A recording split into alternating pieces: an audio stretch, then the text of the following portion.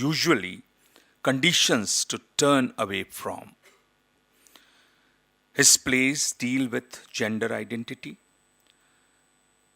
gender discrimination, and communal tensions. The play Tara deals with gender discrimination. 30 Days in September tackles the issue of child abuse head on. And Final Solutions is about the lingering echoes of the partition. It was Elik Padamsi who first spotted and encouraged Mahesh Dattani talent and gave him the confidence to venture into a career in theatre. Dattani formed his own theatre group, Playpen, in 1984. He is the only English playwright to be awarded the Sahitya Academy Award. We should clap for that. He got this award in 1998. He also writes plays for BBC Radio, and he was also one of the 21 playwrights chosen by BBC to write plays to commemorate Chaucer's 600th anniversary in 2000. May I invite Mahesh Dattani sir on his stage, please. And we have Kausar. I don't have to introduce Kausar because we all know him. He's a theatrician, playwright, he's journalist. He has done all kind of work in theater and is a director as well. I think he's... Thank you. May I ask Kausar to present a bouquet of flower to Mahesh sir.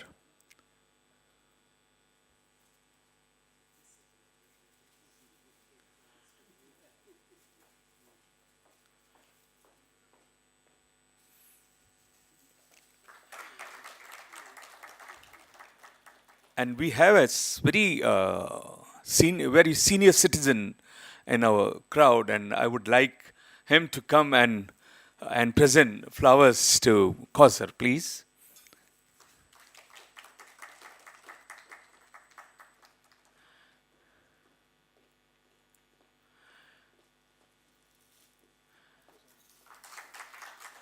Thank you, sir.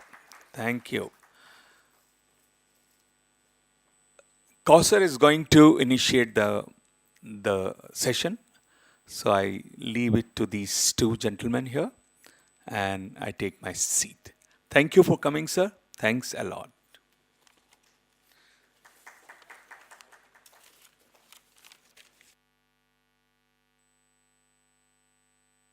Check. Thank you.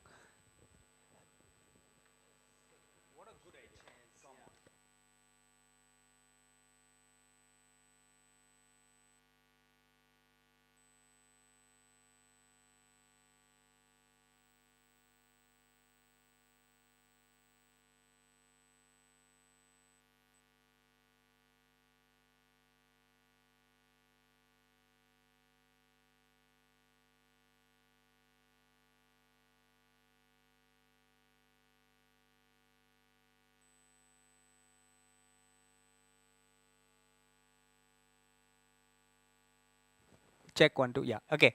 Welcome. Good afternoon. Thank you all for coming. And huge apologies for Bombay traffic. So some of us know about this man, strange, crazy man. But for me, starting out, and this is what I want to start with, is you were actually the first professional theater person I ever came across, because you were he made a living doing other things. So it was really weird, but in the early 90s, Mahesh Dattani was a playwright first and a playwright only, almost.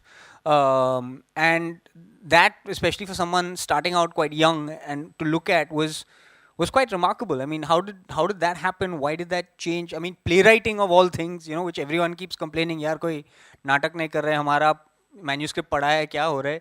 Then how did that happen? You became like a well-produced playwright in a time when no one was doing English theatre and knew English theatre particularly. There was no George Bernard Shaw, William Shakespeare. It was Mahesh Dattani hanging around, on our stages. So how did that happen? Yes, I think this works. Well, that happened precisely because there was no George Bernard Shaw or Shakespeare hanging around. I think it was the time. There were very, very few playwrights of my generation. There were playwrights of a generation before, but I think I was a kind of in between. Now you have brilliant playwrights as well, but there was this time, a transition period where we had the established playwrights like Karnad and Elkunchwar and Tendulkar and Kambar and all those. And then there was this lull, right? And I'm sure there were lots of playwrights writing in Kannada. I'm not too sure of Marathi and English, though there was nobody. You're right. So I guess that is probably the reason. But I would like to just make a small correction. I could only do theatre not just as a playwright, although that did give me, a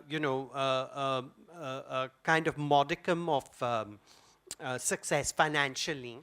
But I think it was because I conducted workshops, because I directed plays, and much later, of course, when I started getting commissions for writing, then it was possible for me to rely only on my writing, but not initially. It was tough. That's interesting because also, I mean, just simple background kind of stuff. Mahesh's first plays were kind of the first parts. I mean, my theatre background is mainly in the English language theatre, and his was the only plays we found on a bookshelf or in a place that you could actually want to perform. And even now, when we work with students and stuff, that canon seems to be the stuff that is happening. But we're also now increasingly in an age where language has changed. I know that in the introduction we referred to you as an English playwright, but that's no longer. Now playwrights are no longer known by language because everyone's writing in multiple languages or within the same play. There is language change and the same. Yeah, I think Bombay is the perfect example of linguistic diversity. I don't know about artistic diversity, that's debatable, but definitely linguistic diversity, you could see it in a city like Bombay. I don't think there's any other city in the country where you have a tradition of Gujarati and Marathi drama, and now you have Gujarati, Hindi, Marathi, English, drama, and certain pockets where there is Kannada drama or Tamil drama as well, which has its own audience. And I would say that this is the only metropolis we have in the country, right? The others became big cities out of default, but Bombay always had a metropolitan spine to it. And this is where I feel that commerce and art actually go together, because this is a city of commerce. And like any cities of commerce in the world throughout history, also attract the arts. So both need to go together. And I think Bombay, it has been ripe for a very, very long time. It's a different thing that we have our challenges because the metropolis, as you know, this traffic, etc., all that creates its own challenges, getting audiences to come to your theatre, or you trying to go to your audiences, etc., etc. So having a successful theatre company and, probably the most successful youth theatre festival in the country, I would say, undebatably, you could, talk about the challenges you face as someone working a generation, next to me. I wouldn't say after me because I'm still alive and very productive. So I'll give you a very run for your money. prolific. But sorry, just coming to the question of the city. You actually started out in Bangalore, and in a sense has started kind of a trend there because a lot of new playwriting is coming out of Bangalore. It's almost become the capital of new playwriting in my generation and the generation that is coming. I mean, if you talk about Ram Ganesh and Abhishek Mazumdar and Ajay Krishnan and all these guys are writing, and Deepika and all of that. But why the switch? Why what brought you to Maximum City? You know, even when I lived in Bangalore, my plays, most of my work was done here in Bombay.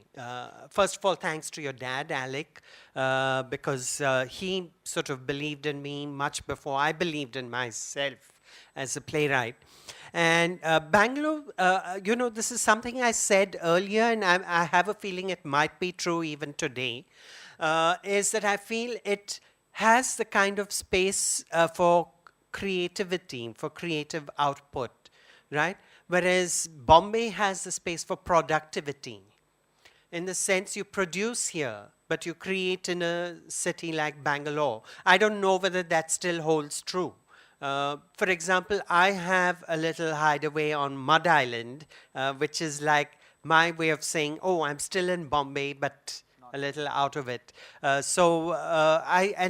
have a feeling that most writers in Bombay have this kind of place that takes them out of the city, but still we need the city because this is where we produce. So, just so tracking back, since you're talking about inspiration and where it all comes from, that first play that you ever wrote, how many ever years ago, what was the inspiration for that? What was the inspiration? I mean, in November, Girish Karna talked about the fact that he wanted to be a poet. Then he sat down one night and he decided to write, and he wrote non-stop for something like 20 hours. And then he looked down, and what had come out was a play. And he was really disappointed because he realized he's a playwright, not a poet. So that was his moment of discovering he was a playwright. And I'm just wondering, is there something similar with yours? Like with that first play, where did it come from? How did it come from? And why did it take the shape of a play as opposed to anything else?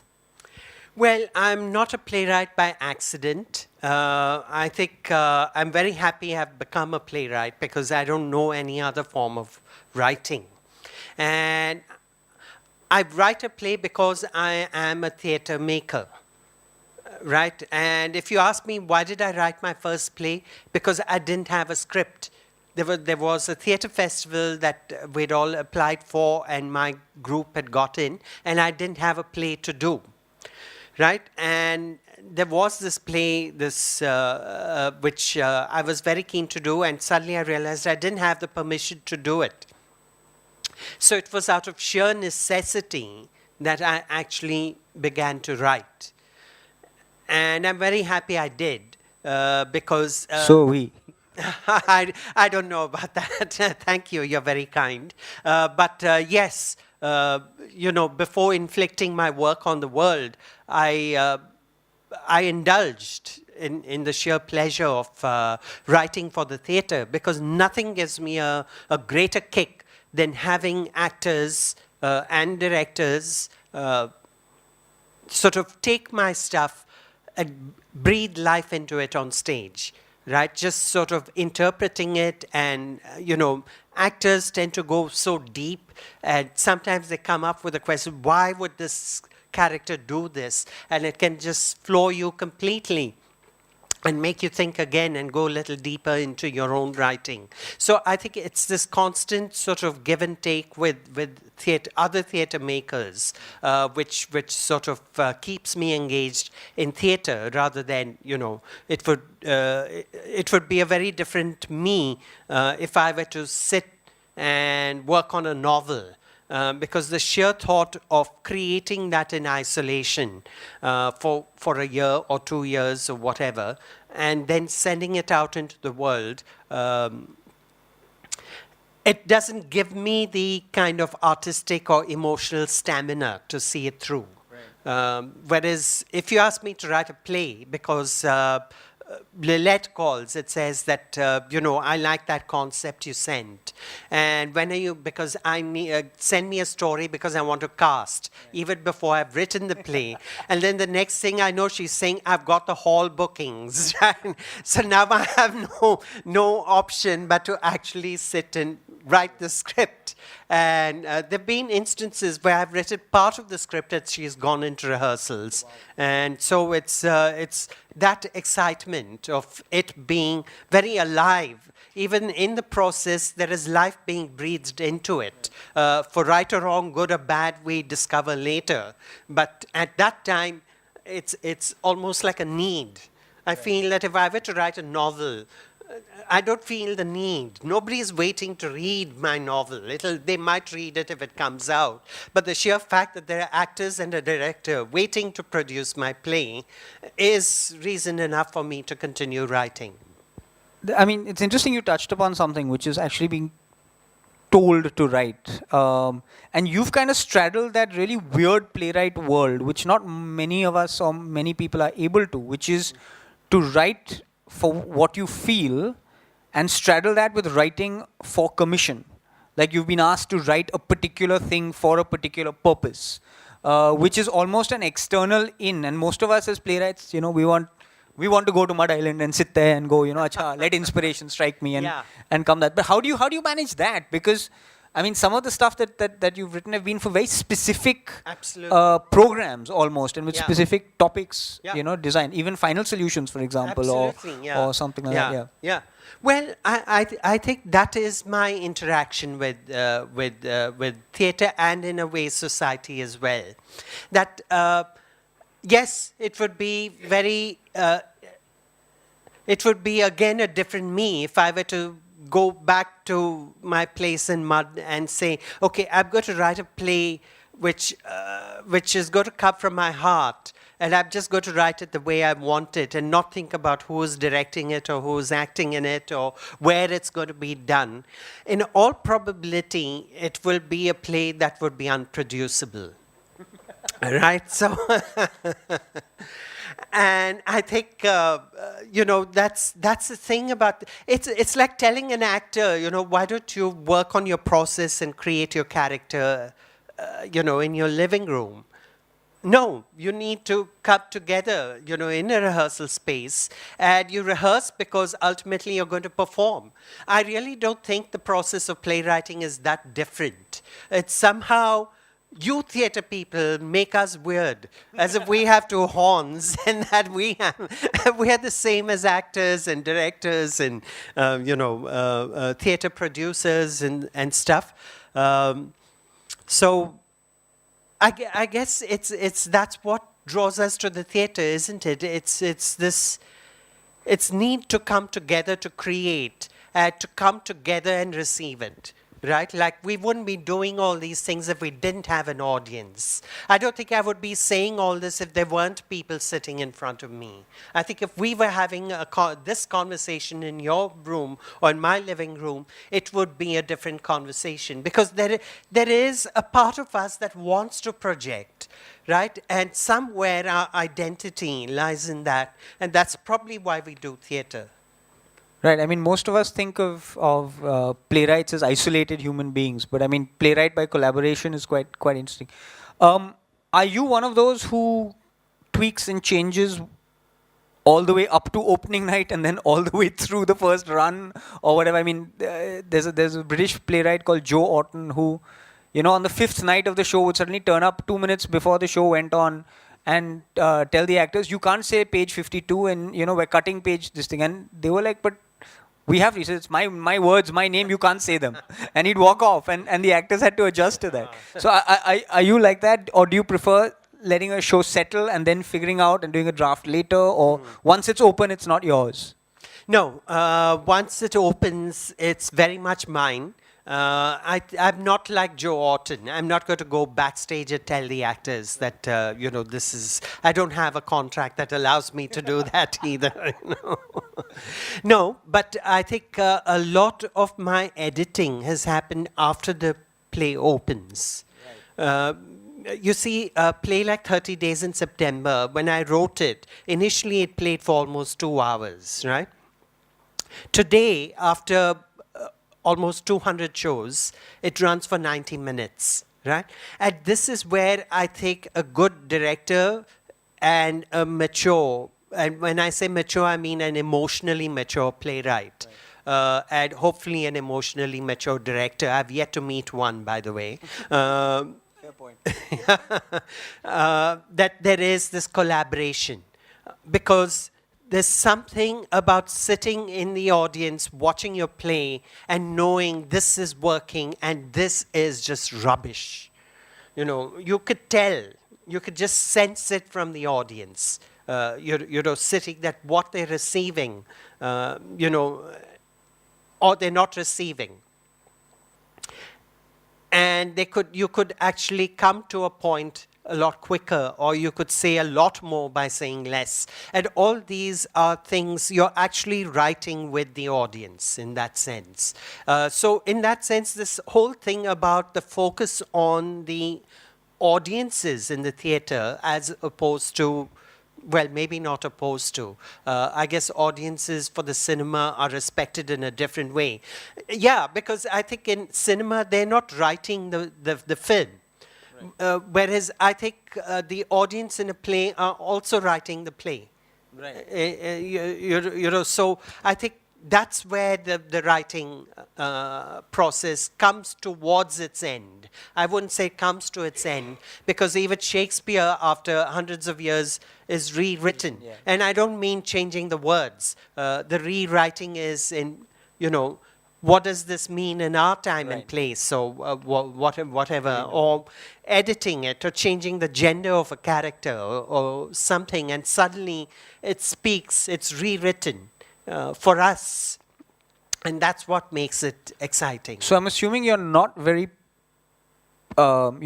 possessive about words once a play is opened. You're happy to get rid of them, or what? I mean, I don't mean just randomly get rid of them, but I mean No, I know. I mean, I don't write very much, but when I do, and suddenly I find that it's there are these little babies that we come up with, right? We thought of them in a particular way, and we heard them at one point, and we want to hold them, but they're actually not working for the play. But we love them, and we can't get rid of them. And then when someone says, "Why don't you cut that?" You all get, you get. Are you like that? Do you get defensive about edits and stuff like Yeah, that? well, Or I are get you no. the one saying, "Let's cut it," and the directors are going, "No, but we like that scene." No. Well, there was this scene in Gohar which I hate, but Lilith insists on keeping it, and for whatever reason it works, because her actors make it work. But every time I see when it comes to this scene, I just cringe, because I've just sort of really packed it all in there, and it's sort of bringing emotions in a way. I feel that it's anyway, without getting into too much detailing there. I am possessive. It's not that I'm not possessive, but I think a lot of the learning has been to be possessive and yet be loving. It's like funny you mentioned that about a baby, because a famous playwright whose name I've forgotten said that writing for the theater is like giving birth to a child and giving that child away to a band of gypsies who will take it away and wander into many areas, and somewhere along your paths will cross, and you will see your child raised by those gypsies. And it will not be your creation, although you could see your creation there, but it would have a life of its own, and the richness of, the parenting it's received from travelers and gypsies who survive by moving around and taking things around. Wow, it's quite a powerful image. The thought of us who are taking your words being gypsies also.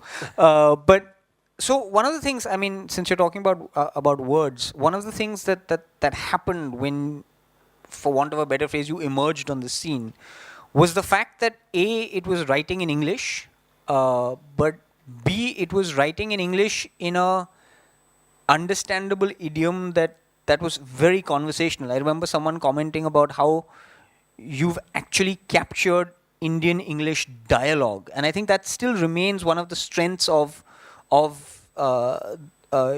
the writing in all the plays that have happened, is that that dialogue is so relatable, so real, even though everything up until that point was all very either Enid Blyton inspired or Bernard Shaw inspired or Oscar Wilde inspired, because that was the stuff we were reading. So writers were trying to recreate that, and then suddenly you burst along and went, "Hang on, this is how we speak. Let's speak like this."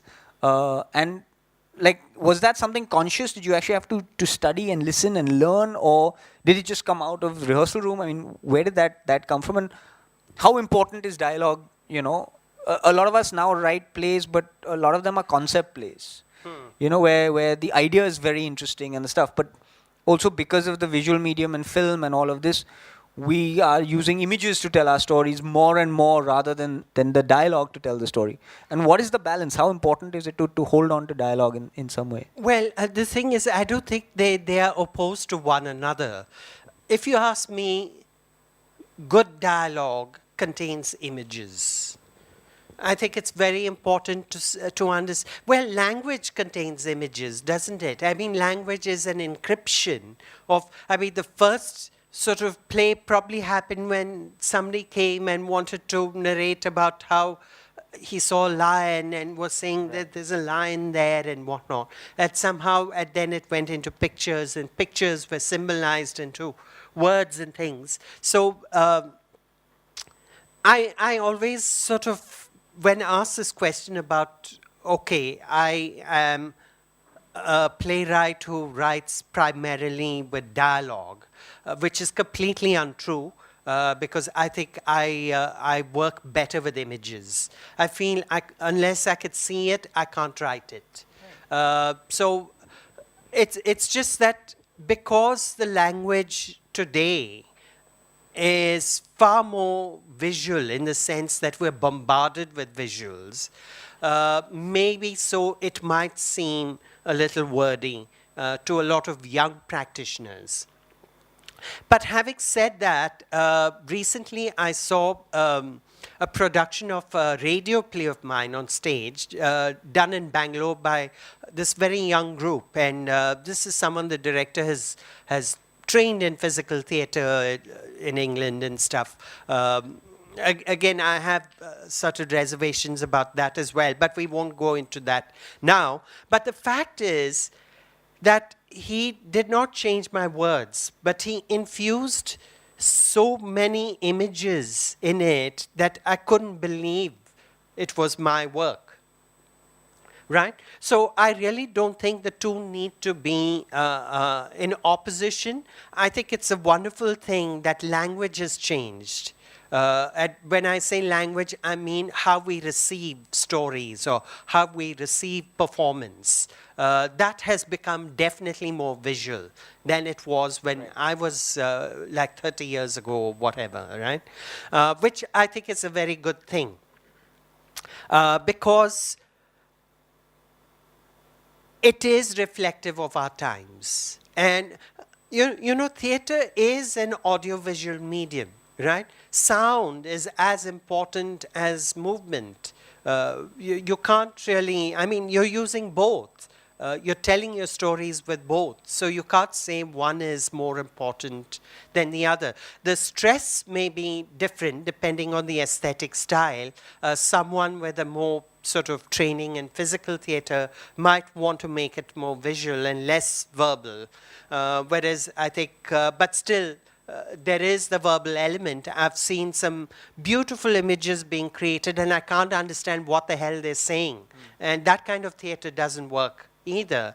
And then there are these wonderful plays with, you know, beautiful language, and it's so static. It's almost two people sitting and talking, and that doesn't do anything either. So I think this is a very exciting time where the scales are tipping, right? From an essentially verbal medium, it's getting to be a visual medium. But the fact is that they both together create good theatre. They need to coexist.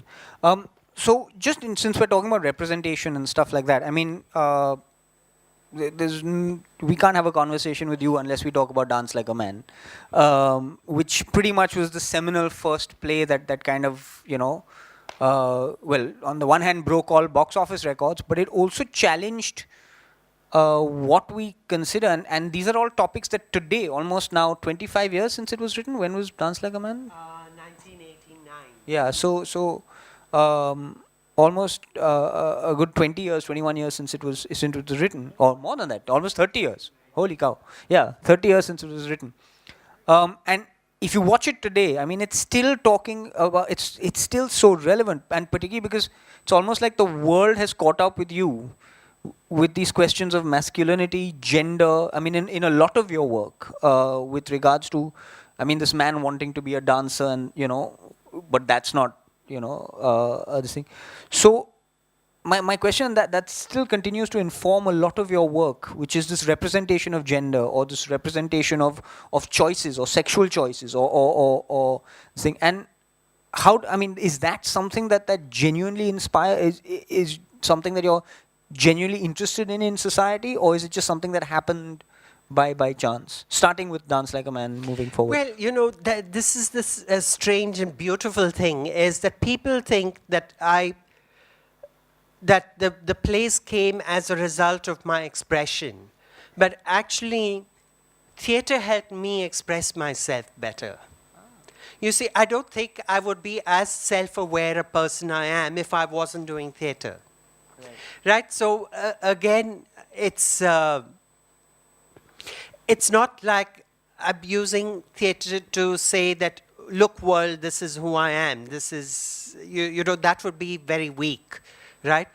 If you ask me, Dance Like a Man is the least autobiographical of my plays. There are other plays which are more closer to who I am as a person. But at the same time, when I see it, I could see a mirror image of me, of who I am, and how I've changed over the years.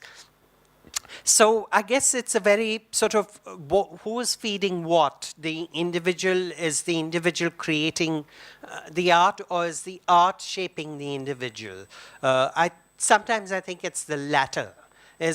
Because art is something you do, right? And in the doing is the discovery. Sometimes, and you've seen it, like you could be in a rehearsal room, and I'm sure you've done it in your productions, and you don't know what you want to create. Just somebody and one actor starts something, and it develops into something. And very soon, you may not realize it, but what comes out of that doing reflects who you are. So there are ways and ways of doing it. And sometimes I feel it's best to leave the mystery unresolved, yeah, or unsolved. Yeah. But just to track back, I mean, the other day I was in a conversation with someone, and we were talking about some of your work, and they mentioned something really interesting. But it is, especially given today's day and age of gender, and the role of women in theatre and in art and all of that. But they actually flipped it, and they said Mahesh's work portrays a sensitive man. And that was very interesting, because a lot of the current work that dominates our stages and even dominates our cinema and our regular popular culture is always talking about the strong man and the strong man. But if you look at Dance Like a Man, or you look at Tara, or even if you look at Ramnik's character in Final Solutions, it is the man who empathizes, the man who feels.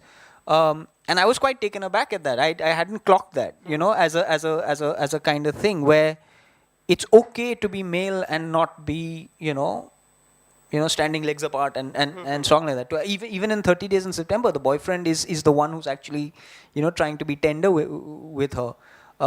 And that's a remarkable thing. And is that, so my question is that how you see the world, or is that how you wish for the world to be, or just where does that kind of stuff come from? It's really very hard to say where that kind of stuff comes from, because I remember having a similar conversation at a university in Canada, I think, and I really didn't have an answer, because they said that you're challenging all the stereotypes we have of Indian men, right? And I say that then, well, maybe that's a construct that we all have of men, and what is real is not that.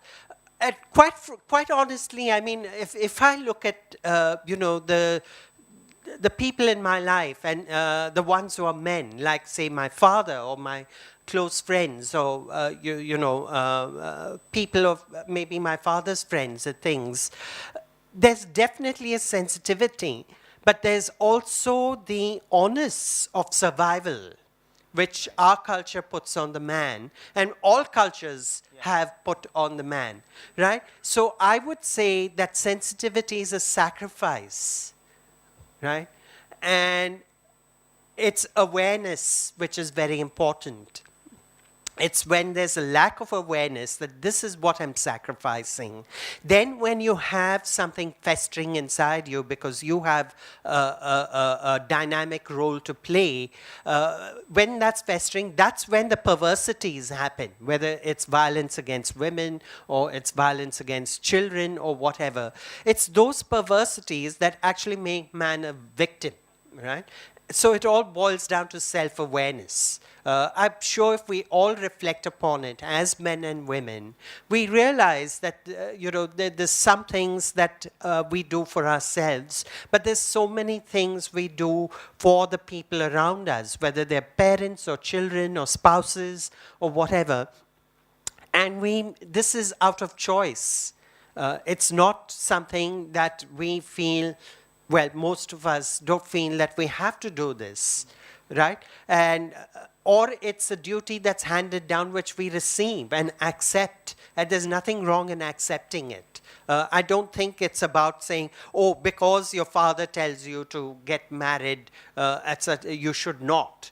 I think either you have a choice, either you accept it as this is good for me, or you question it or whatever. This is a choice. And as long as you're making those choices, it leads you to self-awareness. And so maybe when people use the word sensitivity towards men, I would say that probably these characters are self-aware.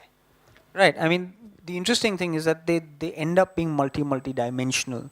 So they end. I mean, like for example, in Final Solutions, he's done atrocious things, but yet he's able to empathize at some point with the whole situation and feel guilt and essentially be able to display weakness, which is a beautiful thing on stage, and that's the human grace that we have. That you have, to display weakness. That's true. And I think the characters all around in a lot of your work have that. And as an aside, I just want to say thank you, because as a young man growing up reading your work and watching your work, I felt it was okay to not be always strong and always this thing, and it's okay to feel weak. Or when in Tara, when the brother feels the fact that he's let his sister down for no fault of his own, you still feel that, and it's okay to feel guilt and feel all these problems as opposed to this is my right. On a separate side, now switching the gender parity, there's. Do you want to see if there are any questions? We'll get to that one in a minute. Yeah. So there's something called the Bechdel test. I don't know how many of you are aware of it. But the Bechdel test basically is something that's come up in the last 4 or 5 years, although it's been around for almost 30 years. And it basically states that in a piece of fiction that we are watching, whether on film, television, web, theater, or whatever, a piece of work must have 2 women in conversation with each other, and the conversation should not be about a man, right? And if this piece of work has that, then it passes the Bechdel test, because by and large, women are portrayed either when they're in conversation, either talking about, oh, I want to get married, or I want this man, or I want that man, or oh, he's so cute, or whatever. And this is, if we look at work around that's being created, it's quite true. There are very few work. I mean, I was shocked. I did a study of my own work, all the plays that I've directed, and only 30% of those passed the Bechdel test. And I consider myself a sensitive human being. So I was shocked because it's so deep-rooted. We don't even see it. Strangely, in your work, all of them passed the Bechdel test without actually knowing what the Bechdel test was. It is remarkable, because it's almost the conversation's never about a man. These women are really strong, and they're having really fulfilling conversations about life, about riots, about choices, about social mores. So I mean, Yeah. where does that come from? Well, I don't know where that comes from, but it's so refreshing to hear you say this about the Bechdel test, because before this Bechdel test was done, especially when I wrote Dance Like a Man, I was called a woman hater because I showed an ambitious woman. Wow, Right? that's So it's incredible. very interesting that we have arrived at this stage. And I think, again, culture and awareness, it sort of comes and goes, right? We, sitting here, we may feel that we're aware of a lot of things, and there's so many things we're not aware of. And somebody just in another room might be aware of something completely different and completely unaware of what we are talking about, right? So I think these kind of tests, if they're sort of put in the public, and then we apply them to the cinema, we see the theater we go, I think that's what's going to lead to a greater And do you think that that's something that writers can think about while they're creating work? Is that something they should think about? Is there something No, they shouldn't? I really now this is where I have a bit of a problem, is that I don't think this whole political correctness, which was a very socialist thing, and then later on America sort of took it over. I think it serves its purpose as far as caste or class oppression is concerned. Yes, we have to be politically correct. Gender oppression, yes, we have to be, whether it's sexuality, yes, we have to be politically correct. But I think arts, when you say it's freedom of expression, it works both ways. Right? Right. You need to mirror society. But then with this freedom, now the question with political correctness is, are you exercising your freedom with responsibility? Right. That is That's the the interesting. question. Yeah. So it's freedom with responsibility. Yes, absolutely. Yeah. One last question before we open it up. You mentioned how you started writing, and quite clearly, your early years, you've identified yourself as a theatre maker rather than a playwright, and playwriting came in the second phase. But we all know you as a playwright because every bookshop has the collected works, 1, 2, and all of that. But you still direct, and you direct quite a lot, and you've started directing even more recently. Some of them huge, some of them quite small. Directing versus writing, what do you? What's your choice? I love directing.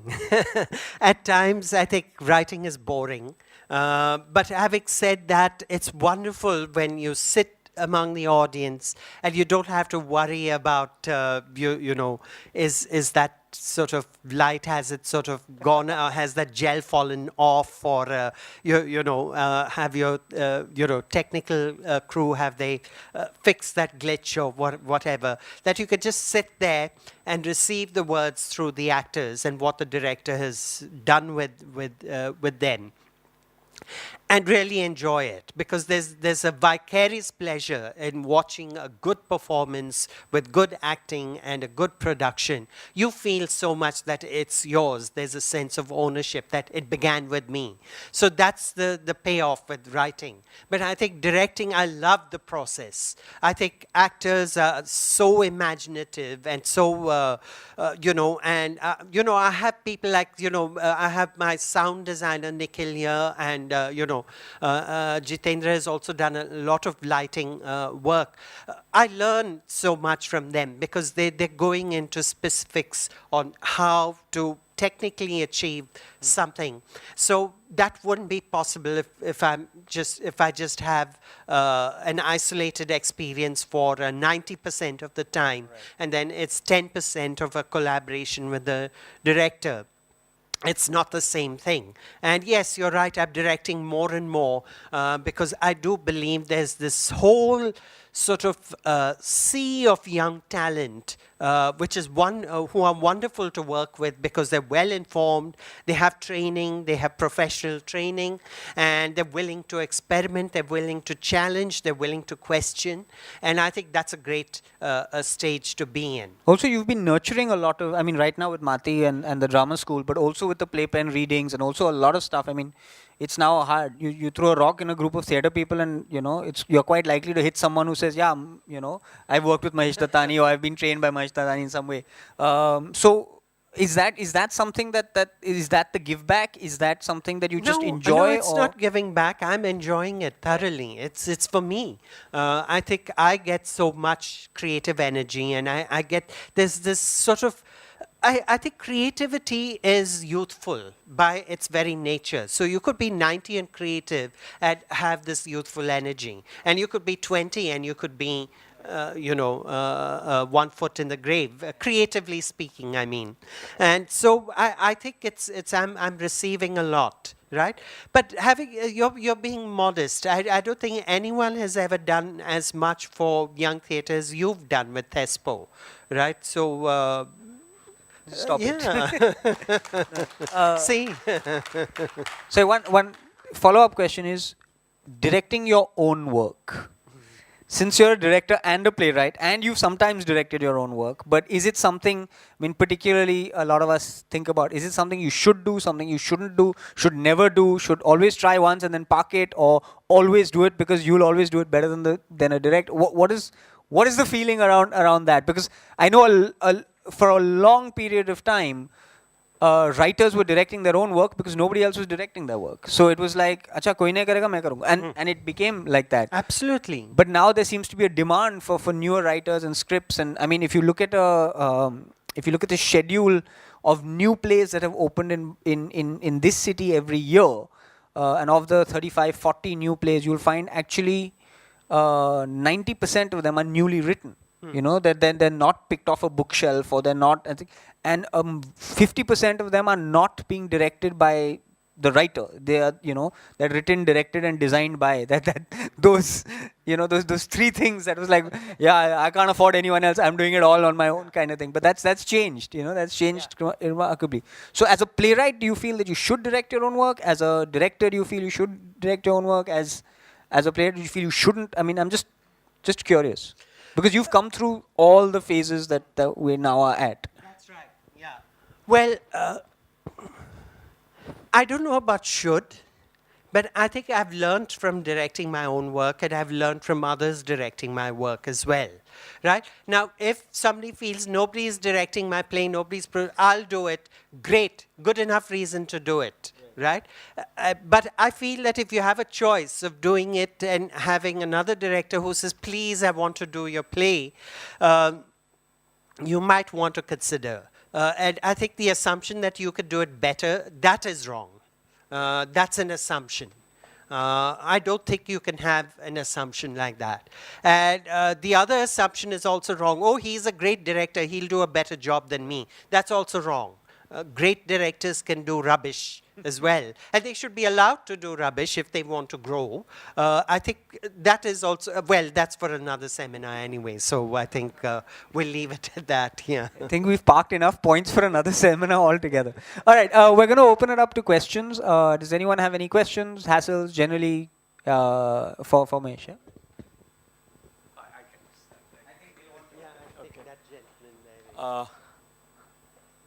Question for Mahesh sir. How the English theatre, Mumbai's English theatre, is taken other cities in the country? I mean, are they acceptable in other cities of the country or not? I mean, like, it's just in Mumbai only, or they are all okay, satisfied with the theatre what you are doing in Mumbai and it's working here, or just elaborate that, please. Yeah, we had this conversation just a month ago at Ninasim with Akshara about, because they have a traveling theatre, right? Now, coming to your question about English language theatre, it goes where English is spoken, right? We do shows in Calcutta, Delhi, Bangalore, Chennai. Every theatre that comes out of a language, be it Marathi theatre or Kannada theatre or English language theatre, will have its defined audience. I wouldn't use the word limit, I would use the word definition. Right? The language in which the spoken language you use in the theatre will define your audience.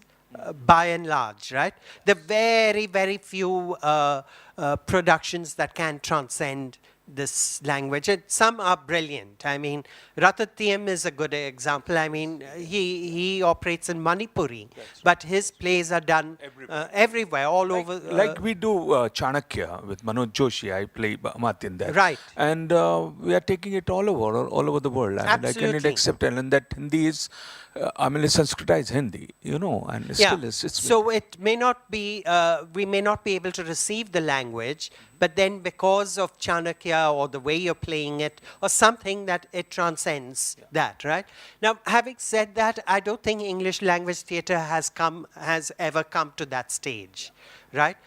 We are very much still defined by where the urban circles where English is spoken, and outside as well. I mean, we have audiences all over the world in pockets, right?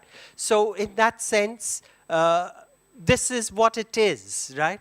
I would like to do the kind of great theatre that you or Ratanthiyam are doing, because if you could transcend, if you could do a play in a rural village in Karnataka, which you probably have done, and yet have an audience that appreciates it, all power to your theatre.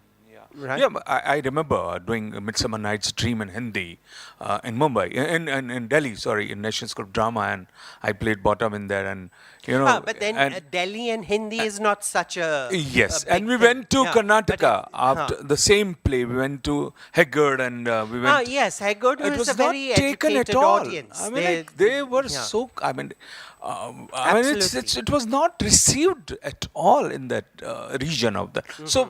So it's changes, you know, like. Right. Do you want to? Sorry, just to respond to that a little bit as a producer, I think there was a time when it was rare that plays would travel to other cities.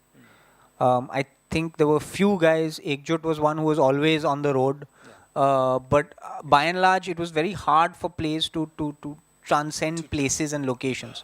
I think that has changed. I think the other day I was talking to Abhishek Mazumdar, and we were chatting about not only are plays traveling, actors are traveling to work in other places. Because what has happened with us as a country, not only as a city or not only in the theatre, but as a country, we are no longer working in the cities that we are born in. That's wonderful. Or that where we have started out. So we are all traveling now much more.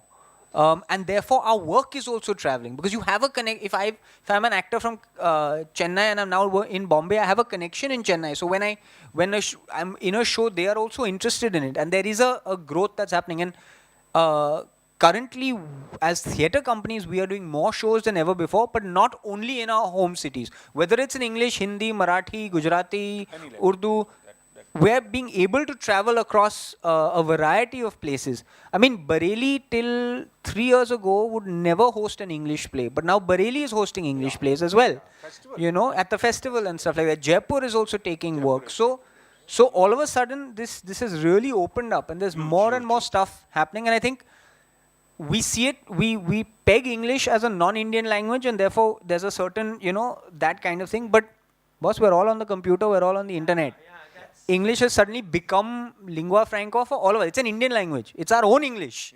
But it's ours. Started by people who were writing in it and writing the way we speak. And, not, oh my God, I shall, all that is gone. So I think now the work is much more transferable and much more translatable. And now we are traveling all over the place in all languages. I think it's wonderful because stuff is happening. They are identifying with the language, like the common audience in the small cities and small. Thank you very much. Anybody? Any other questions?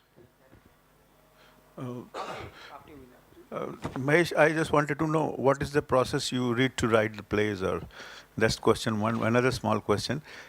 Is there a major difference writing for the plays and writing script writing for the movies? Yeah, there is a big difference. First, as to what is the process, how does one begin? I think it's the sheer act of writing. I think it's, see, unlike an actor or maybe, I don't know whether it's true of singers too, is that it's a self-discipline, self-imposed discipline. I think the process of writing, if you ask me, is to discipline yourself that every day I'm going to sit, whether I could write or not, I'm going to sit and wait for the writing process to begin. I think it is as much a doing art as swimming or dancing or singing. And the sheer act of writing itself will create the process.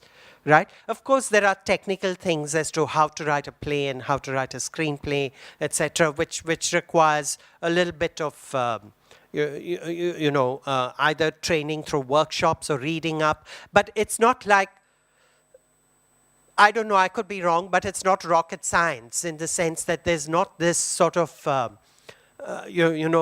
Ramban that you must have, which you must possess, the secret knowledge which only a guru can give you, and then you can go forth and write. I think that is really definitely not true from my experience. So I think it's the sheer act of writing creates its own process, and you will then create your own skills as a writer, because we all possess them. If we can speak, we can write. So if we can't write, it's either because we don't have the literacy or we don't have the intent, to write.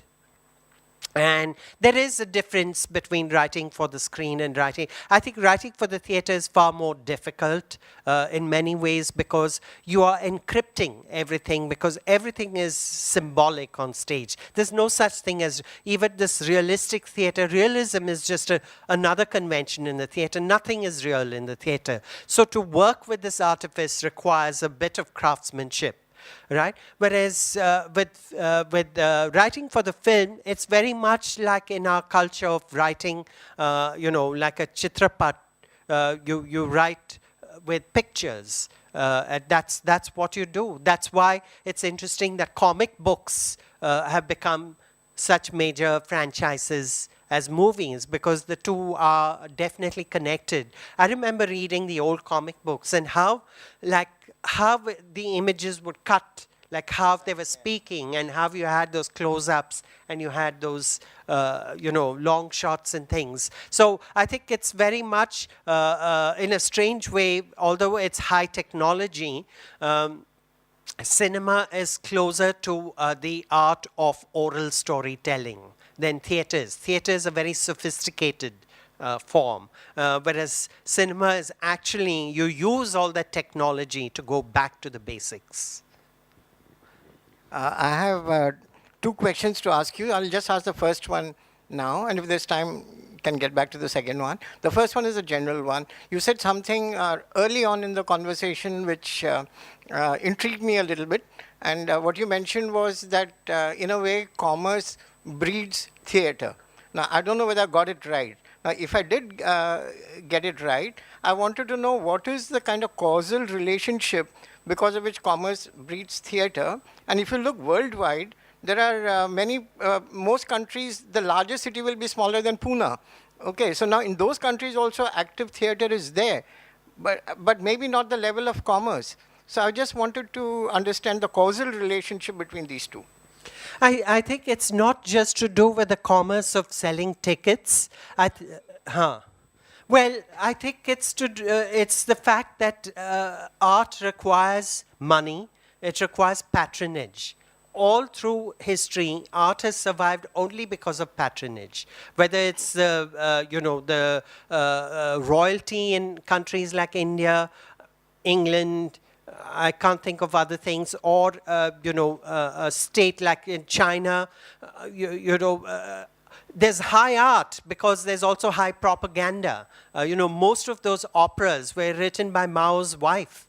Right, so there is a connection between art and patronage. Maybe commerce might be a little misleading. Maybe I shouldn't have said commerce, but definitely patronage. And I think that patronage can only come where there is a sense of commercial well-being.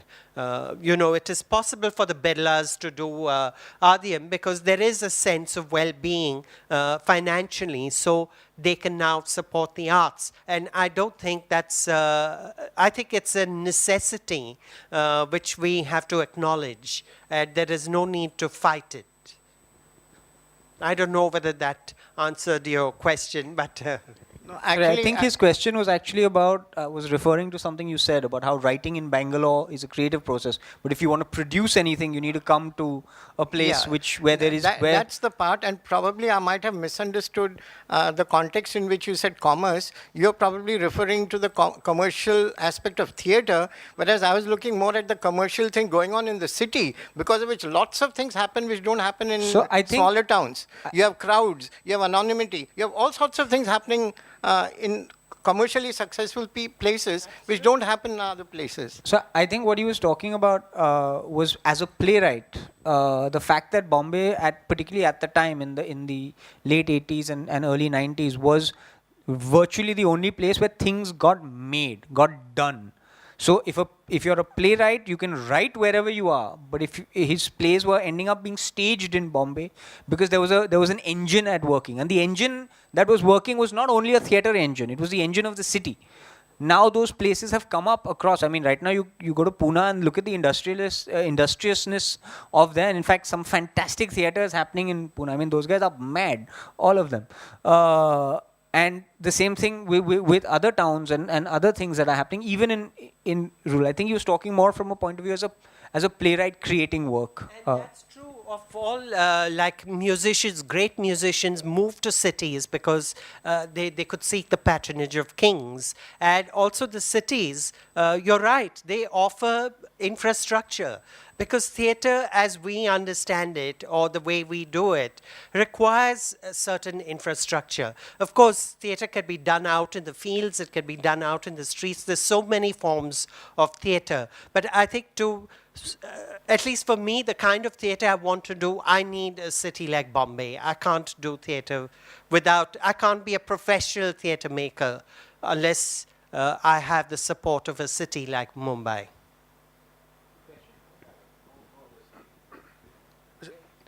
जी नमस्कार, मैं राजस्थान से हूँ, जोधपुर से। तो मेरा एक सवाल था कि हिंदुस्तान में हर शहर में नाटक लिखे जाते होंगे और हर शहर में थिएटर होता है तो नाटक लिखे ही जाते होंगे, और हर शहर में एक वयोवृद्ध थिएटर रंगकर्मी होता है, मतलब उसने नाटक काफ़ी लिखे होंगे। तो ऐसा क्यों होता है कि जब थिएटर जगत में हमें 25-30 नाम ही दिखाई पड़ते हैं? उसका कारण मैं सिर्फ जानना चाहता हूँ, क्योंकि मेरे शहर में बहुत सारे अच्छे राइटर्स हैं जिनको साहित्य कला अकादमी के अवार्ड्स भी मिल चुके हैं।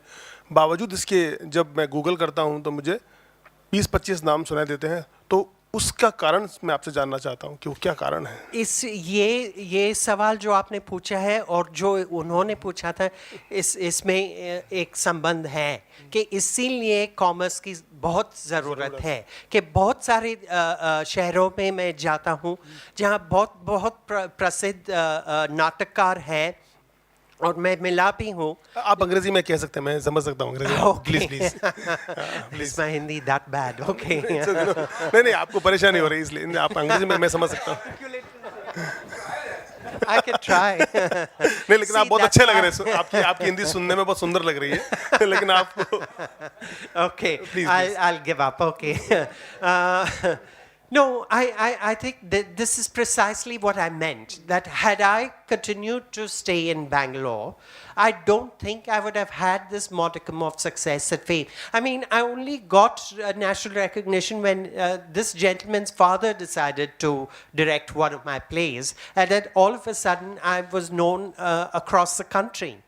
Because he chose to. I had the endorsement of a director who was nationally recognized, right?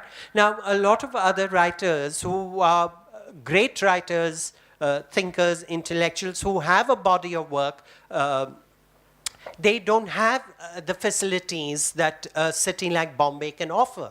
I mean, how many theatres does Jodhpur have, right? कितने theatres हैं वहाँ? कम से कम 30-35 लोग हैं। नहीं थिएटर जहाँ परफॉर्म कर हाँ सकते वो भी काफ़ी है, मैं काफ़ी आपकी हैं। हाँ काफ़ी नहीं बड़े जो हैं, लेकिन प्राइवेट बहुत सारे, गवर्नमेंट के 3-4 हैं, बाकी प्राइवेट्स बहुत सारे हैं जहाँ लोग काम करते रहते हैं। पर उनका वही आप वाली प्रॉब्लम, आपने बिल्कुल सही जगह पकड़ा कि उनके पास वो डायरेक्टर्स नहीं है जो उनकी स्क्रिप्ट्स को लेके जाएं, और उनके बिल्कुल। पास उतना उसको वो उतने निकले नहीं है बाहर, वो जयपुर तक भी बड़ी मुश्किल से गए होंगे, तो कोई उनकी स्क्रिप्ट उठाता नहीं Yeah, है। absolutely. Sure, वही sure. तो problem है, because in a country like ours, the artist is meant to be his own marketer, Sure, right? sure, sure. I have certain marketing skills which I manage to employ. Maybe others don't have those skills. So Yeah, I mean, there's also the aspect of, and particularly like when you're saying you Google and you do this and that. There was one point of time where those four guys came up, one in, Kannada, one in Marathi, one in Bangla, one in Hindi, and their work got translated across all languages. So suddenly every language owned Vijay Tendulkar, every language owned Girish Karnad, every language owned Badal Sarkar, every language owned Mohan Rakesh, right? We all were part of, we've all read it in our respective languages. So that became our canon, our Indian new writing canon. So we all owned it. But the reason why that happened is also because there was publishing across the board. So we were also reading these plays. So when you Google and when you do stuff like that, a lot of the time is that we as a theatre society are not publishing enough plays. A lot of plays are being written, fantastic plays in all sorts of places. But if we're not publishing them and we're not making them open for people to access or whatever, then it becomes really hard. I mean, Manav Kaul right now, the way he has subverted his marketing strategy to be known as a playwright, okay, is he has told any DU college, you can pick up any of my plays and do it. तो अगर आप DU के वो college season जो होता है 5-10 मानव call के ही नाटक हैं, right? He hasn't published them at all. He's directing them here. They're all brand new plays or whatever. But there's that. Then there are problems like Baiji's play once got picked up and was being done in Lucknow or something, and nobody knew about it. And so phone calls are happening. Permission nahi liya, kya hua, this, that, the other.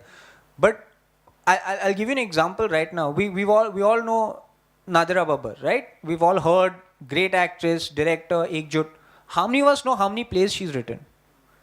Right? How many of us know? Because there is that collection is not there. As a culture and I've had conversations with publishers and they are like, yaar, kaun natak publish karega? You have one odd guy, Seagull, bichara, wahan Calcutta mein kar raha hai, someone else is doing something around the corner here that they're publishing Marathi plays. But it's very rare. It's very, very rare. So, to build a culture of all our playwriting and all our this thing, to make it a shared experience, translation is important in this country because we all read in different languages also. And the other thing is also publishing of it is vitally important. And that's how we can bring writers out. So Google's a little bit iffy because actually Google is giving you references to the time that the number of times, Girish, when you do a search, the 20 that are coming are people who've been named that many times.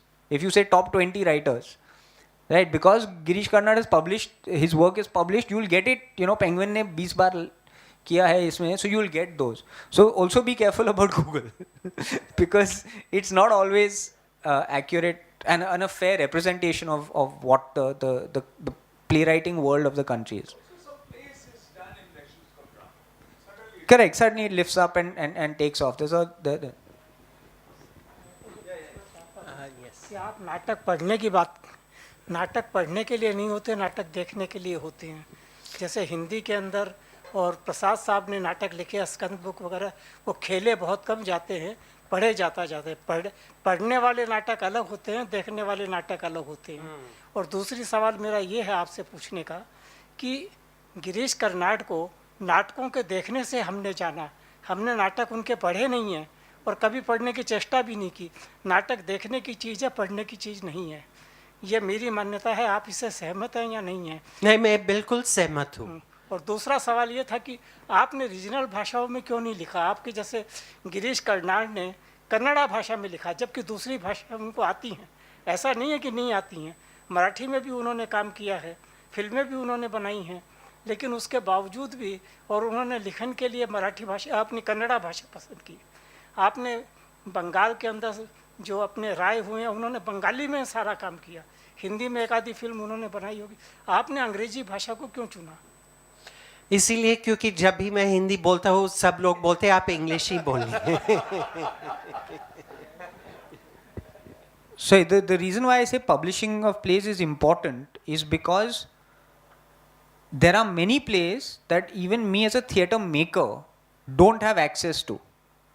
And the moment you publish plays, it also means that someone's trying to sell those plays to people, to an audience. So if I walk into a bookshop right now, if you go to any crossword or any bookshop, you'll find 5 playwrights. That's it. Under the theatre section, 5 Indian playwrights. Shakespeare का एक chunk होता है. If you're lucky, you'll get 1 or 2 Arthur Miller and Tennessee Mills, and then you'll get a Karnad, you'll probably get a Badal Sarkar, you'll get a Tendulkar in Bombay definitely in the books section, and you'll get a Dattani.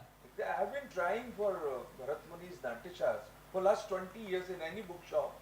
No way. Correct. So the point is that as young theatre makers or the new theatre makers, you're absolutely right. Plays need to be watched, and there will always be more people watching plays than there will be people reading plays. But it's a stone in a water effect. It's a ripple effect. Because if I pick up a play and I like it, I will then stage it. And first I have to find out about it. I will then stage it. The moment I stage it, it starts rippling and more people see it and whatever. By I mean any director will pick up and we have access to. So that's the reason why publishing is important, because also it tells us what our history is. Otherwise we are all reinventing the wheel every time. Yeah, Kausar, do you think Theatre Olympics will help in organizing this festival for and 450 performances all over the country? So I love the fact that so much of it has gone to so many places. I think that's an incredible thing. If you ask me, will it help theatre in Bombay? I don't know, because Bombay theatre has a lot of stuff that happens, right, on the theatre scene. Is it important that it's happening? Definitely. Right? Is it important that it is so subsidized? Even more important that people have access to it. But remember that the Theatre Olympics is only the first stage. It can't be the whole thing. It is what, with the publicity, with the marketing, doing shows in Jammu, Chandigarh, places that some of the places that don't usually get theatre of this kind. If you create interest and then do nothing with it afterwards, we failed. We've dropped it. As a community, we've dropped it. So if we're going to create interest, and which the Theatre Olympics clearly is doing across these places, then we have to jump on that. This Olympics is not coming back to India in a while. It won't come. Definitely not. At least 10, 20 years it won't come. Right? So it's come now. So we have to take advantage of it and leap onto it. Right? Because at the end of the day, I'll be completely honest. If you're talking about the benefits of a Theatre Olympics kind of thing, at the end of the day, it has caused me and Mahesh Dattani to sit here and have a conversation that, in spite of knowing each other for 10 or 15 years, we have never had. I found out more about his work in this conversation. I'm a better theatre maker for having sat here. Right? And that is the power of what festivals and projects like the Theatre Olympics is to do. It has to excite the audience, but it also has to excite the artistic community. And it is only the start. We have to do more for theatre to be taken in all fun. Sorry, you had a question over there. मैं इतना ही कहूँगा कि मैं तो इस theatre world से बहुत दूर हूँ, लेकिन ये ओलंपिक्स में मैं पिछले 5 दिन से आ रहा हूँ. हर दिन मेरा इंटरेस्ट क्रिएट हो रहा है. I am from commercial side, लेकिन आपको मेरे जैसे भी लोग चाहिए थिएटर देखने के लिए. तो मैं ये कहूँगा कि अगर अब तक मैं 5 प्ले देखता था, तो आज के बाद शायद अगले साल में 10 देखूँगा, क्योंकि इसने मुझे बहुत क्रिएट किया इंटरेस्ट. दूसरा एक मैं आइडिया दे सकता हूँ आपको एज ए कॉमन मैन. मैंने अपनी मैरिज एनिवर्सरी 2 साल पहले मनाई थी नागपुर में. तो वहाँ छोटे छोटे गाँव में बहुत थिएटर के अच्छे आर्टिस्ट हैं, बहुत अच्छे प्ले हैं, उनको प्लेटफॉर्म नहीं मिलता. तो मैंने कहा अपने घर में मेहंदी के साथ में हम घर में थिएटर रखेंगे. और एक ओपन जिस रिसोर्ट में हमने प्रोग्राम कर रहे थे, पेड़ के नीचे और गांव के वातावरण का एक प्ले रखा अकोला से. अकोला छोटा शहर है, और वहीं से कथक का भी ग्रुप बुलाया मैंने, which is beyond your orchestra and normal जो हमारे घरों में शादियों में होता है। और मेरे सारे रिश्तेदारों को अपील किया कि आप घर में जब भी शादी हो कम से कम एक ड्रामा जरूर रखिए, क्योंकि मैंने देखा है सिनेमा ने ड्रामा को मार दिया। ड्रामा बोलते हैं हम लोग नॉर्मल, प्ले को मार दिया है। प्ले में जो जान, जो आप थिएटर में आर्टिस्ट को काम करते देखते हो, वो जो फीलिंग आती है सेटिस्फैक्शन की, एक्शन को देखने की, वो सिनेमा में कभी नहीं आती। सो मैं रिक्वेस्ट करूंगा जो बड़े बड़े धुरंधर हैं कि आप सोसाइटी में एक फैलाइए कि हर शादी में एक ड्रामा जरूर रखें, तो वो समाज के साथ जुड़ जाएंगे। आपके छोटे मोटे थिएटर में 2 दिन 4 दिन आ जाते हैं, उसमें मज़ा नहीं। ये हमारे, मैं राजस्थान से हूँ, मैं जोधपुर से हैं, हमारे रम्मत बोलते हैं उसको। तो होली के टाइम में सड़कों पे, चौक में पुराने राजस्थानी राजा महाराजों की गाथाएं, वीरों की गाथाएं सड़कों में होती हैं। बच्चों थे ना, तो सड़कों पे देखते तो ऐसे रम्मत होती थी। वो थिएटर था, सिनेमा ने मार दिया थिएटर को बिल्कुल। तो इस मेरी ये ऑब्जर्वेशन थी। Thank you very much. On this same topic, I just remembered one thing. A friend of mine got married. Both, like the groom and the bride, both were from theater basically. So when they decided to get married, their parents wanted a very typical marriage function and all that thing. But instead of that, what they did was they hired a theater. They called all the guests and friends, everything, like for a show. And of course, it was their love marriage. So they enacted their entire love story till getting married on the stage, and it was like a wedding. So that's something like this can definitely happen. One more thing I would like to ask is, like, I'm not demarcating English theater or a Marathi theater or a Hindi. I am basically from a Marathi theater. I have been grown up with Marathi theater, and definitely when we were learning theater, always our gurus used to tell us, like, problems are opportunities. And I have always found out that whenever there's a problem on the stage, oh, you don't have this big palace to make, you don't have money to create a palace, okay, let's get 5, 6 people and then we'll enact like a palace, and all those things came up with all these like problems and opportunities. Now, these days I am getting involved with little bit of international theater, and what I found is gimmicks or the production value or whatever you call it, it is becoming so heavy that frankly speaking, we cannot stage a real international play here in India because the theaters are not equipped like that. For example, 1 year back, we got a play called Jeeves and Wooster here in India. And it was very sad. Now, Bombay is such a big commercial city for a theater, but we could stage it only in Jamshed Bhabha Auditorium because the sets that we made, there was no theater which was equipped like this. So now, but still that international theater is always considered like, we feel like a play, like a war horse, definitely. Now, only few are privileged who are able to go abroad and see it, they enjoyed it. But even if we wish we have everything, we cannot get that sort of a play here in India. Now, I'm a bit confused. The theater that we were learning, where we could stage a play anywhere with any resources, is it a real theater, or the theater which is now developing a play like a war horse with all those gimmicks and techniques and so many things? Is that a theater which is going to be a future theater, or what is? I'm a little bit confused. Can you just elaborate on that?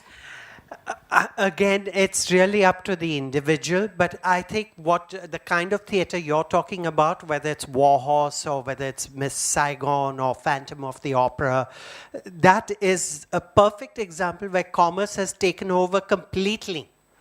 It's not that commerce is supporting theater, commerce has subsumed theater, right? I feel that it's a problem of plenty.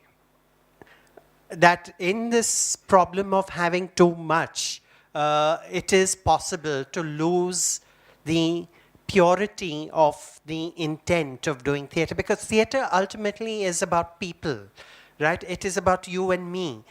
The fact that we could sit here and have this conversation, nothing can be purer than that, right? The minute you put fog machines and you put UV lighting and all that, it's a different thing. It's a spectacle. So what you're talking about, I would call them spectacles, which serve their purpose because for a lot of us, we're bored with our lives. So we go to see the war horse. And we marvel at how, the kind of puppetry that's in War Horse. In fact, War Horse is not, I wouldn't put it in the same category as, because it started small. It started, and then it became big. But things that are geared for Broadway or West End, like Phantom of the Opera or Miss Saigon or something, I would call that as the equivalent would be a Bollywood blockbuster. Right? Now, you can argue and say that something like Padmavat is also great cinema because it's got these great visuals. Fine. If you find that, that's fine. But the fact is, its commerce is completely, everything is geared towards putting you in that scene and to say that I'm going to amuse you. I'm going to make you feel that you've seen something you've never seen before, right? That's not the experience of pure theatre. Pure theatre has to do with, as you know, rasa, is that are you creating a certain essence, essential humanity, which translates to, for me, what that gentleman was talking about, having a courtyard where people can come and perform at weddings. That, I think, that, in my opinion, has a very, very bright future. Because as we get more and more technological, and our lives get more disintegrated, that is the kind of integrity which will come at a premium. People will be willing to pay lakhs of rupees to go to Jodhpur, sit in that village courtyard and watch a play. Thank you. Theatre right now, particularly in India, and everywhere else in the world has kind of worked it out. I mean, the more evolved theatre societies. But in India particularly, we are actually caught between two stools. The one stool is the commercial stool. We need a bum on a seat in order for us to pay for that light. Even in small theatre, right? And on the other side, there is the arts too. So is theatre an entertainment? Which right now everyone is spending money on entertainment. If you look at the tickets for Aladdin, which is a theatre piece, or you look at for Beauty and the Beast, or you look at Mughal-e-Azam, people are paying 8, 10, 12,000 rupees for a single seat, right? So is it entertainment or is it an art, right? Which means that, is it coming from the outside, which is, acha, this is what people want, let's create it for what people want, which is absolutely valid, all right? Or is it coming as an expression from what is inside? This is why we said War Horse is a slightly wrong example, because it started as a small show, became a cult hit, and then transferred to the West End, where now it's making money. So War Horse is a great example of something that has actually worked, going from small to big. But in India particularly, we are still wondering and figuring this out. I'll be honest, as a producer, I'm thinking, yaar, agar main kuch karu, to 600 rupees log karenge. But if I'm doing a play about Tibetan refugees, which I really want to do, no one's going to pay more than 300 rupees for it. You know? And I'll do that because that's what I want to do. Mahesh directed a huge production of Alchemist, which is completely a commercial enterprise. Alchemist, popular novel, people will come and see it. Big scale, big spectacle, big style. But he's also doing the small stuff. He's just done Mati with these students, yeah.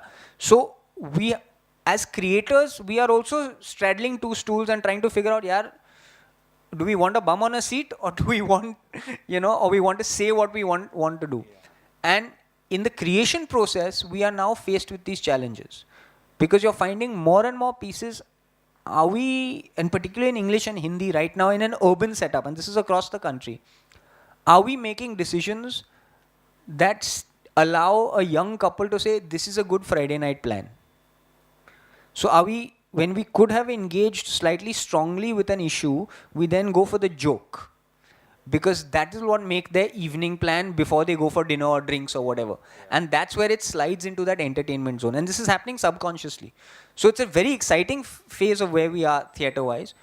And the counter of that is, across the country right now, there are small spaces that are coming up. And by small spaces, I mean 40 and 50 seaters. In Andheri West alone, there are 5 new spaces. Yeah, that have come, 5 that are programming regularly and another 2 that are doing stuff, right? Delhi with Oddbird and the Black Box and Studio Safdar, there's so much stuff that are these small things. They're not thing. Now that's why art is being created. That's why people are saying, hey, I want to say this. Aa jao dekho. Right? Because we're not trying to fill Jamshed Baba. We can't afford it. Yeah, it's not possible. All those 7 auditoriums will fit on the Jamshed Baba ka stage. So that's one side of it. And in terms of bringing work around, it is changing and it will change. If you look at the scale of what happened with Bale Bale, commercial theatre piece, whatever, what they did to the auditorium in Bandra, and they converted it so that it was able to take a big scale show.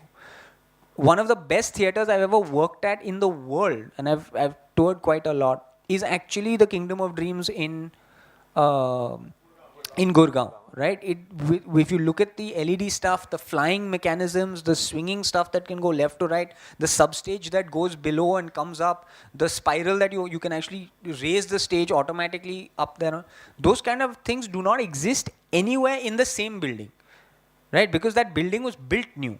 Everywhere else, people are modifying their theatres to work at it.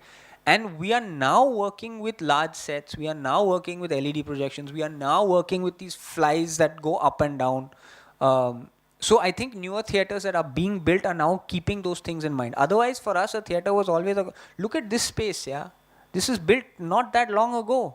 But yaar, wings nahi hai. Backstage kahin aur hai. If you're waiting for a queue in this theatre, you can't hear it. If you look at those chairs, they face that door. It will take 20 minutes to enter. Correct. That line of chairs doesn't face stage. It's facing off stage. Yeah. Because this was built as a conference hall. It wasn't built. It was built for a conversation like this. It wasn't built keeping theatre in mind. But now, as more and more things are happening, yeah, there are going to be more and more things. This is what I foresee. It's going to change. And As a conference hall, I can't understand why those chairs are facing. It's remarkable. I mean, he's sitting at an angle to us just so he can look at us, because otherwise he's looking at, yeah, that's what I'm saying. It's the worst place on stage, but it's center mein kuch nahi hai. We've only got these guys. It's really bizarre. Anyway. Thank you. Thank wrap you it. very much.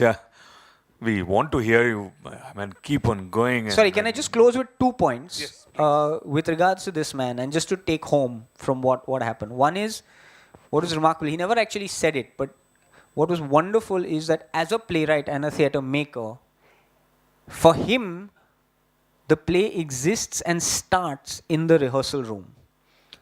And it's that wrestle and tussle and listening to the words alive and collaborating with not only the rest of the cast and the director, but also the audience. And that's quite fantastic. And I think that's something that we should all take home, that at the end of the day, the rehearsal room is actually our home and our temple. Yeah. And the other thing is, what he touched upon is, actually all of us who work in the theatre are anthropologists. We are studiers of human behavior. We study the society around us, and from that we are inspired and we find our way. And playwrights, particularly in 5-10 years' time, Mahesh Dattani will be remembered not as a playwright, but as one of the chroniclers of our time. Because they actually chronicle not our history, but our emotional history. Where are we? What did we think were things? And I think that's a lovely note to end the session. I think thank you, Mahesh, and thank you for all the stories.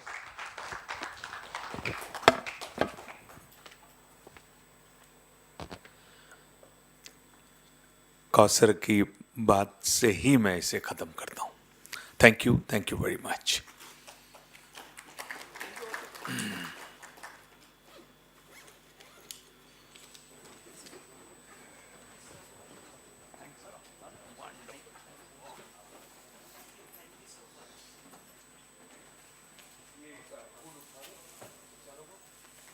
have water?